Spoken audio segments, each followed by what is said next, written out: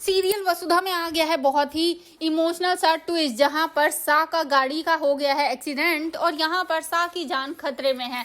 जी हां, आखिरकार ये सब हुआ कैसे और क्यों सा के साथ हुआ है इतना बड़ा हादसा, चलिए बताते हैं। लेकिन हाँ, अगर अभी तक आपने हमारे चैनल को सब्सक्राइब नहीं किया है तो जल्दी से कर लीजिए। जहां आपने देखा कि एक तरफ जब जब चंद्रिका एक कठोर व्रत करती है तो इसी के दौरान पंडित जी साफ साफ कह देते हैं कि अगर व्रत में कोई भी गड़बड़ हुई तो सा की जान खतरे में पड़ सकती है। जी हाँ, असल में यहाँ पर अब होता कुछ ऐसा है कि वो 3 दिन और 3 रात के लिए पानी में खड़ी तो हो जाती है। लगभग व्रत पूरा होने ही वाला होता है कि तब तक जो सारिका होती है उससे अपनी भूख कंट्रोल नहीं होती और आरती के जस्ट पहले ही वो किचन में पहुंच जाती है। लेकिन जब किचन का ताला लगा होता है तो वो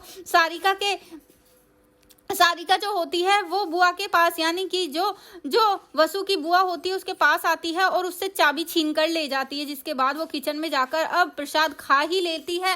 तभी वहां सा पहुंच जाते हैं और वो चिल्ला पड़ते हैं सारिका, लेकिन सारिका से वो कहते हैं कि अब ये बात तुम किसी को भी नहीं बताओगी। जिसके बाद यहाँ पर अब सा वो चंद्रिका को ये बात नहीं बताते और यहाँ पर वो कहते हैं सब कुछ अच्छे से हो गया क्या, अब मैं अपनी बहू को लेने जा सकता हूँ। तभी वो निकल जाते हैं घर से।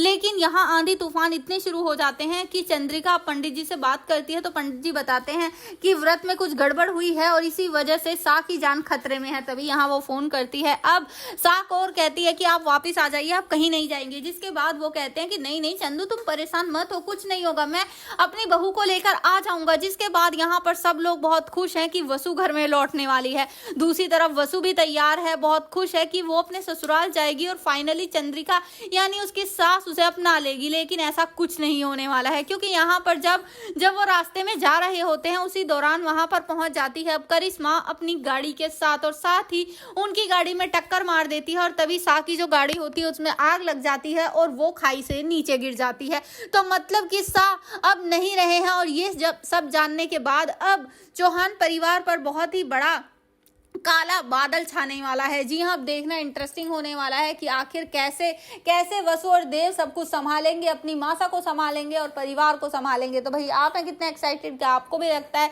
कि जो भी सारिका ने किया आज उसकी वजह से ही ये सब हुआ है? आप हमें जरूर कमेंट करें। ऐसी खबरों से जुड़े रहने के लिए आप हमारे चैनल को जरूर सब्सक्राइब कर लें।